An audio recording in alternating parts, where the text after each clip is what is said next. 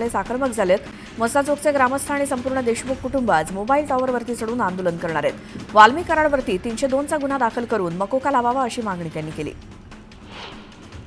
मसाजोगमध्ये संतोष देशमुख कुटुंबीय आणि ग्रामस्थांनी मोबाईल टॉवरवरती चढून तीव्र आंदोलन करण्याचा इशारा दिला। याच पार्श्वभूमीवर आता मराठा आंदोलक मनोज जरांगे पाटील मसाजोग गावात आज जाणार आहेत। इथे ते संतोष देशमुखांच्या कुटुंबियांची भेट घेणार आहेत। खंडणी प्रकरणात गेल्या 13 दिवसांपासून पोलीस कोठडीत असलेल्या वाल्मी कराड याला मंगळवारी कोर्टात हजर केलं जाणार आहे।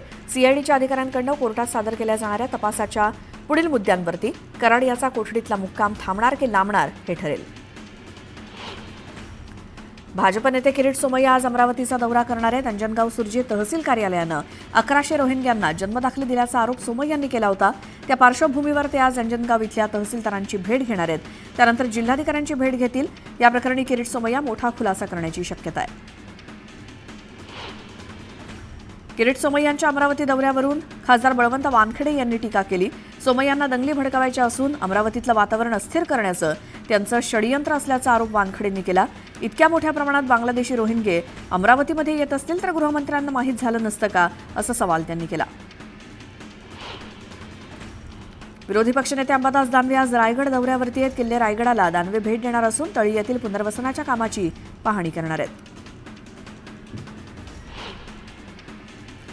कष्टकरी सर्वसामान्य नागरिक, महिला, शिक्षण घेणारे विद्यार्थी आणि ज्येष्ठ नागरिक अशा सर्व घटकांसाठी ठाणे, मुंबई आणि मुंबई महानगरासोबतच संपूर्ण राज्यात परवडणारी घरं उभारण्याचा महायुती सरकारचा अजेंडा असल्याची माहिती उपमुख्यमंत्री एकनाथ शिंदेंनी दिली।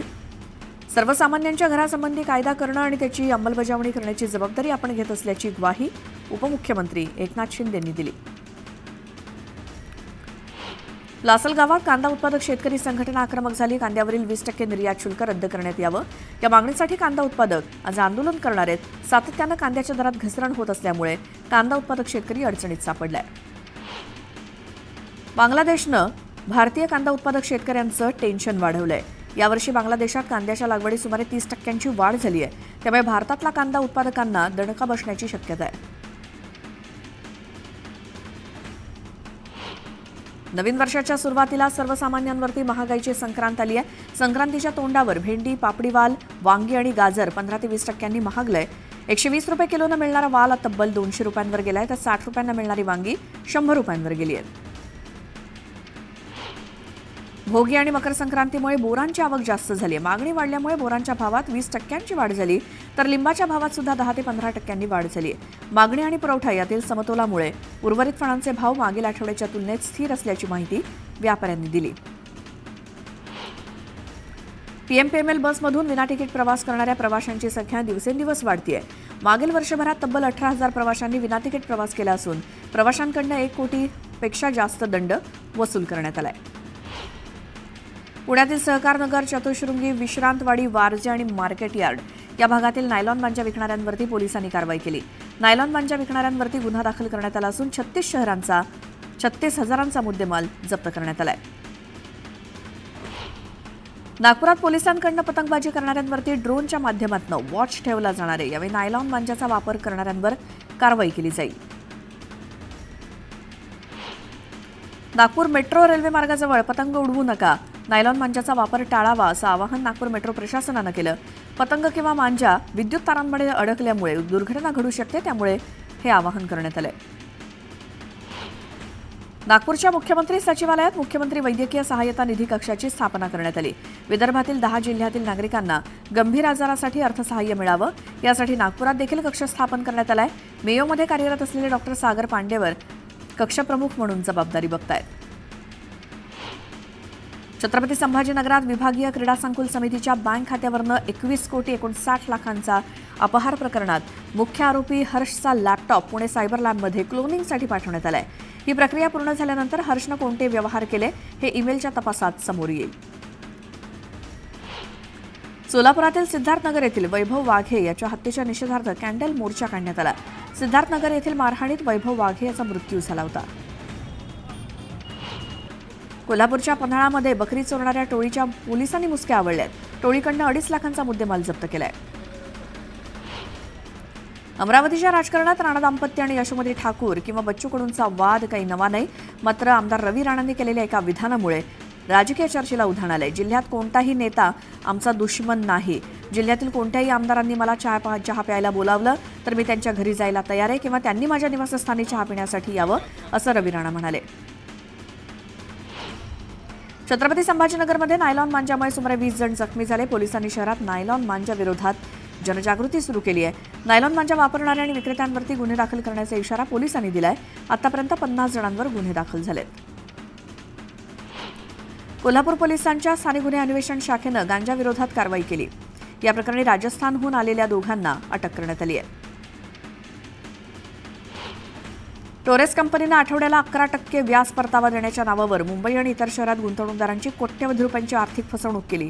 या प्रकरणी आज मुंबई सत्र न्यायालयात सुनावणी होणार आहे. आरोपींची पोलीस कोठडी आज संपत असल्यामुळे त्यांना कोर्टात हजर केलं जाईल. टोरेस घोटाळ्याप्रकरणी मुंबई पोलीस आयुक्त विवेक फणसळकर यांनी पोलिसांच्या कामकाजाबाबत नाराजी व्यक्त केली. यावेळी त्यांनी मुंबईतील वित्तीय आणि गुंतवणूक संस्थांची माहिती गोळा करण्याचे आदेश यंत्रणांना दिलेत. जळगाव जिल्ह्यातील यावल येथील 18 रस्त्यावर केळीच्या बागेत अज्ञातांकडून केळीचे खोड कापण्यात आले. जवळपास 6,000 पेक्षा जास्त केळीचे खोड अज्ञातांनी कापून दिले. या घटनेमुळे शेतकऱ्यांचं लाखो रुपयांचं नुकसान झालंय. जळगाव जिल्ह्यातील यावल तालुक्यातल्या मनवेल शिवारात कालव्याला भगदाड पडल्यामुळे लाखो लिटर पाण्याची नासाडी होते. कालव्याला भगदाड पडून सुद्धा त्याकडे पाटबंधारे विभागाचं दुर्लक्ष होत आहे. दूध उत्पादन क्षेत्रामध्ये उत्तर प्रदेश राज्यानं बाजी मारली. उत्तर प्रदेशनं एका वर्षात 38.78 दशलक्ष टन दूध उत्पादन करून विक्रम केलाय. राज्यात नाफेड आणि एनसीसीएफद्वारे केल्या जाणाऱ्या सोयाबीन खरेदीची मुदत रविवारी संपली. या खरेदीला मुदतवाढ देण्याची घोषणा पणन मंत्री जयकुमार रावल यांनी केली होती. मात्र नाफेड, एनसीसीएफ आणि पणनच्या अधिकाऱ्यांना या मुदतवाढीचे लेखी आदेश अद्याप प्राप्त झाले नसल्याचं समोर आलंय. जळगावच्या चोपडा तालुक्यात हरभरा पिकावर मूळ कुजव्या रोगाचा प्रादुर्भाव झालाय. त्यामुळे झाडं सुकत असल्यामुळे शेतकऱ्यांमध्ये चिंतेचं वातावरण आहे. जळगावातल्या भाजी बाजारात सध्या पालेभाज्यांची आवक मोठ्या प्रमाणात वाढली आहे. दीड महिन्यापूर्वी 20 ते 25 रुपयांना मिळणारी मेथीची भाजीची जुडी आता 10 रुपयात 2 जुड्या मिळत आहेत. लागवडीसाठी मोठ्या प्रमाणात लागलेला खर्च देखील निघत नसल्यामुळे शेतकरी चिंतेत आहे. नवीन उत्पादन बाजारात आल्यामुळे कडधान्याच्या किमती कमी होऊ लागल्यात. हरभरा वगळता इतर कडधान्याचे दर कमी झाल्यामुळे ग्राहकांना दिलासा मिळालाय. नाशिक मुंबई आग्रा महामार्गावरील उड्डाणपुलावरती भीषण अपघात झाला. महामार्गावरती भरधाव पिकअपनं आयशर ट्रकला जोरदार धडक दिली. यात 8 जणांचा मृत्यू झालाय. प्रवासी देवदर्शन करून परतत होते यावेळी ही घटना घडली. नाशिकमध्ये अपघातात मृत पावलेल्यांचा एक व्हिडिओ समोर आला. या तरुणांनी सोशल मीडियावरती व्हिडिओ पोस्ट केला होता. मात्र निफाड तालुक्यात झालेल्या अपघातात यातील काही तरुणांचा मृत्यू झालाय तर काहींची प्रकृती चिंताजनक आहे. भुसावळमधील तेहरीन नासिर शेख हत्या प्रकरणात बाजारपेठ पोलिसांनी 4 आरोपींना मनमाडमधून अटक केली. मनमाड इथून अटक केलेल्या चौघांकडून 4 गावठी पिस्तल, 3 जिवंत काडतुसा ताब्यात घेतल्याची माहिती अप्पर पोलीस अधीक्षक आकाश नकाते यांनी दिली. रायगडमधील महाड MIDC पोलिसांनी 6 बांगलादेशी नागरिकांना ताब्यात घेतलं. हे बांगलादेशी म्हापराळ पंढरपूर रस्त्यावरती काम करत होते. या बांगलादेशी नागरिकांकडे कोणतीही कागदपत्र नसल्याचं छाननीमध्ये निष्पन्न झालंय. महाराष्ट्राची उपराजधानी असलेल्या नागपुरात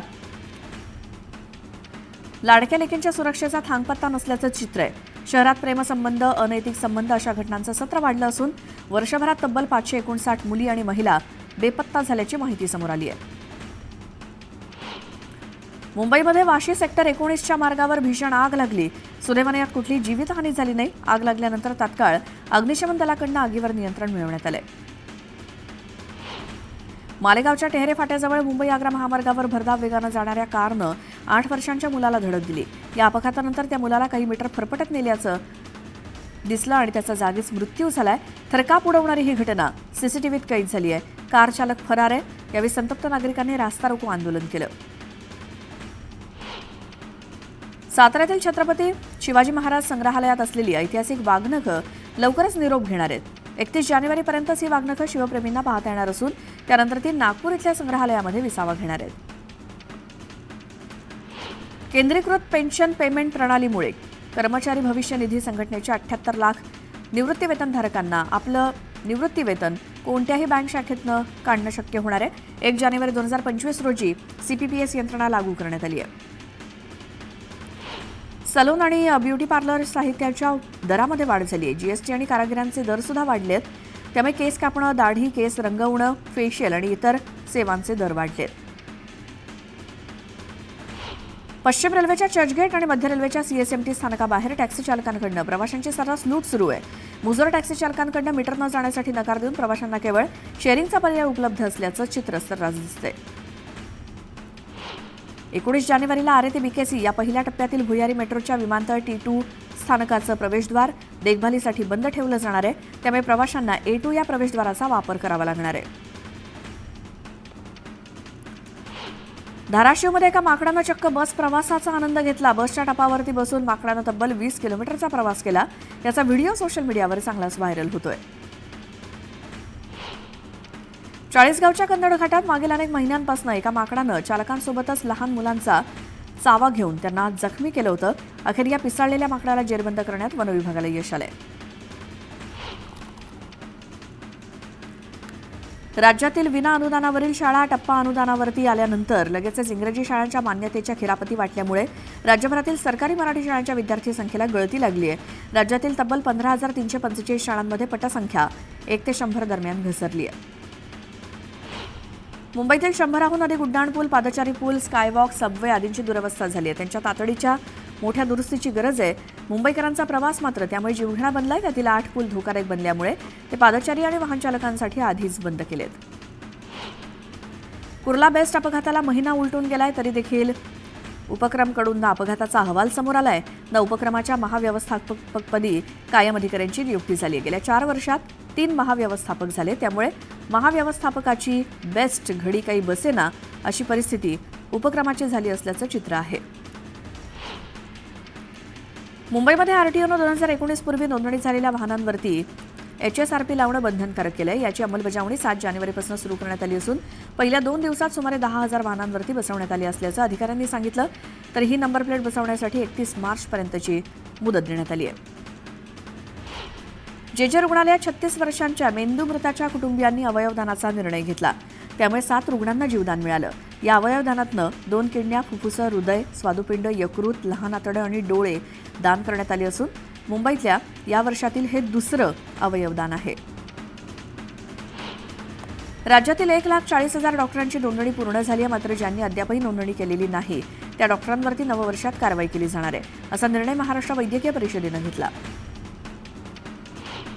राज्यातील वैद्यकीय महाविद्यालयामध्ये स्तनपान कक्ष बांधला जाणार आहे. सामाजिक उत्तरदायित्व निधीतनं 70 हिरकणी कक्ष साकारण्यात येणार आहेत. वर्षभरात नियम मोडणाऱ्या 52,900 रिक्षांवरती कारवाई केली आहे. त्यानंतर चालकांच्या बेशिस्तपणाचं दर्शन घडत असल्यामुळे अशा चालकांच्या अंगी चांगुलपणा येईल का असा प्रश्न सर्वसामान्यांकडून उपस्थित होतोय. अहमदाबाद महामार्ग म्हणून प्रसिद्ध असलेला भाईंदर ते तलासरी या महामार्गाची दुरुस्ती आणि काँक्रिटीकरण मे महिन्यापर्यंत पूर्ण होणार आहे. त्यानुसार भारतीय राष्ट्रीय महामार्ग प्राधिकरणानं नियोजन केलंय. एकूण 700 कोटी रुपयांचा हा प्रकल्प आहे. चेन्नई दिल्ली राष्ट्रीय महामार्ग 48 असं या महामार्गाचं नाव असेल.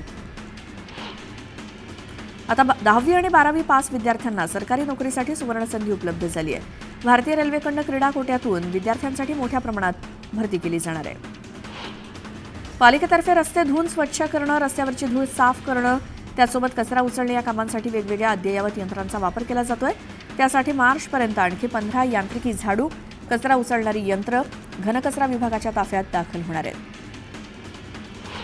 नाशिक शहरामध्ये एकाच दिवसात 1,09,000 रुपयांचा नायलॉन मांजा जप्त करण्यात आलाय. स्थानिक गुन्हे शाखा विभाग 1च्या वतीनं ही कामगिरी करण्यात आली.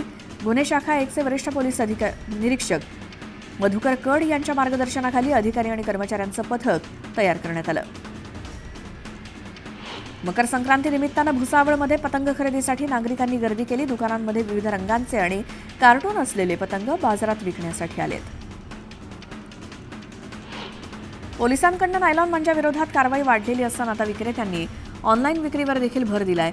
तरुणाईचा कल देखील ऑनलाईन खरेदीकडे जास्त आहे. त्यामुळे बंदी असलेला हा मांजा इंटरनेटवरच्या अनेक संकेतस्थळावरती एका क्लिकवर उपलब्ध आहे.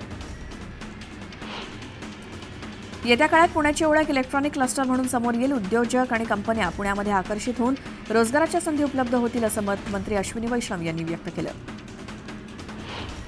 गेल्या काही दिवसांपासून वातावरणात सातत्यानं बदल होत आहेत. पहाटेच्या किमान तापमानातली वाढ ही अत्याधुनिक असल्यामुळे किंवा जास्त असल्यामुळे थंडीचा प्रभाव संपूर्ण महाराष्ट्रात कमी झालाय. बंगालच्या उपसागरातून वारे महाराष्ट्रावरती आर्द्रता आणत असल्यामुळे पुढील आठवडाभर थंडीचा प्रभाव कमी असणार आहे. मुंबई शहर आणि उपनगरामध्ये थंडी जाणवत असून पारा विशीच्या आत आहे. रविवारी मुंबईमध्ये 17°C तापमानाची नोंद झाली. आणखी 2 दिवस तापमानात घट होण्याची शक्यता आहे.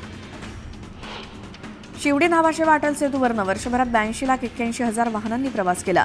दर दिवशी सरासरी 22,814 वाहनांचा या मार्गावरनं प्रवास होतोय. विधानसभा निवडणुकीपूर्वी भूसंपादनाची अधिसूचना रद्द केलेल्या नागपूर ते गोवा शक्तीपीठ महामार्गासाठी महाराष्ट्र राज्य रस्ते विकास महामंडळानं पुन्हा हालचाली सुरू केल्या आहेत. या महामार्गासाठी पर्यावरण मंजुरीची प्रक्रिया MSRDAनं सुरू केली आहे. त्यासाठी केंद्रीय पर्यावरण मंत्रालयाकडे प्रस्ताव सादर करण्यात आला आहे. म्हाडाच्या मुंबई इमारत दुरुस्ती आणि पुनर्रचना मंडळाच्या बृहत सूची सोडतीतील पात्र भाडेकरूंच्या निकटच्या वारसांना आता सदनिकेचा सशर्त ताबा देण्याचा निर्णय घेण्यात आलाय. म्हाडा उपाध्यक्ष संजीव जयस्वाल यांनी हा निर्णय घेतलाय. मध्य रेल्वेवरील छत्रपती शिवाजी महाराज टर्मिनसवरील प्लॅटफॉर्मच्या विस्तारीकरणाचं काम सुरू आहे. या कामामुळे रेल्वेच्या थांब्यांमध्ये बदल करण्यात आलाय. हे काम पूर्ण झाल्यानंतर या प्लॅटफॉर्मवरनं 24 डब्यांची मेल एक्सप्रेस धावू शकणार आहे. विस्तारीकरणाचं काम अंतिम टप्प्यात आहे. फेब्रुवारीपर्यंत काम पूर्ण करण्याचं नियोजन आहे. राज्यातील अनेक बसस्थानकं बांधा वापरा आणि हस्तांतरित करा या तत्वावरती विकसित करण्यात येत आहेत. या एसटी आगारांमध्ये प्रत्येक जिल्ह्यात 25 तर मुंबईतील बोरिवली आगारात 100 खाटांचं रुग्णालय एसटी कर्मचाऱ्यांसाठी सुरू केलं जाणार आहे. समृद्धी महामार्गाचा लाभ जास्तीत जास्त वाहनांना आणि प्रदेशांना व्हावा यासाठी महामार्गाची जोडणी विविध भूप्रदेशांना दिली जाते.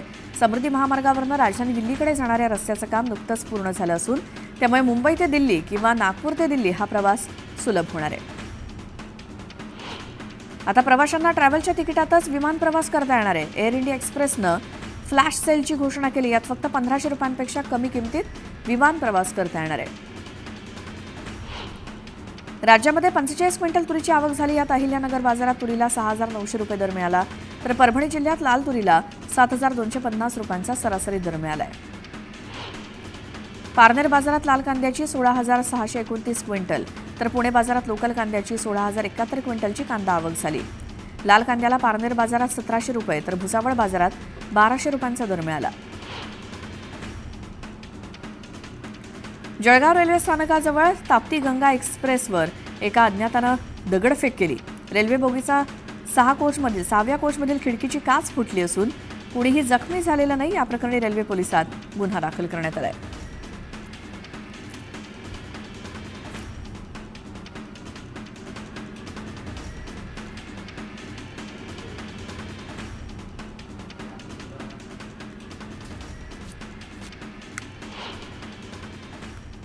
आणि आता एक सविस्तर बातमी बघूयात. प्रयागराजमधील महाकुंभाला आजपासून सुरुवात होते. पौष पौर्णिमेच्या मुहूर्तावर पहिलं शाही स्नान होतंय. आजपासून सुरू होणारा हा सोहळा 45 दिवस चालणार आहे. तर 12 वर्षांनी होणाऱ्या या महाकुंभासाठी हजारो साधू संत आणि जगभरातील लाखो भाविक प्रयागराजमध्ये दाखल झालेत. पुढील 1.5 महिनाभर तब्बल 35 कोटी भाविक इथे येतील अशी शक्यता आहे. 13 जानेवारी ते 26 फेब्रुवारी या कालावधीत होत असलेल्या या महाकुंभासाठी मोठ्या संख्येनं साधू संत आणि भाविक प्रयागराजमध्ये आलेत. प्रयागराज इथे दर 12 वर्षांनी हा महाकुंभ होत असला तरी यंदाचा महाकुंभ विशेष असल्याचं साधू संतांचं म्हणणं आहे. सध्याची ग्रहस्थिती ही सर्वात पवित्र असून 144 वर्षांनंतर हा असा योग आलाय असं म्हटलं जात आहे.